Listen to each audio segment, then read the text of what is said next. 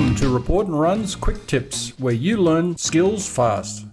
In this video, we are going to show you how to reorder your images. Let's get started. Choose any report item list. You will be at the correct location when you see small boxes to the left of images. Tap on the box adjacent to the image you wish to move. The top bar turns black. Tap on the three-lined icon to the upper right. Tap on the item where you wish the moving image to be. You will see the image has moved. Remember that when moving an image up the list, it moves one up from your choice. If you're moving the image down in the list, the image will move under your choice. You can also move blocks of images the same way.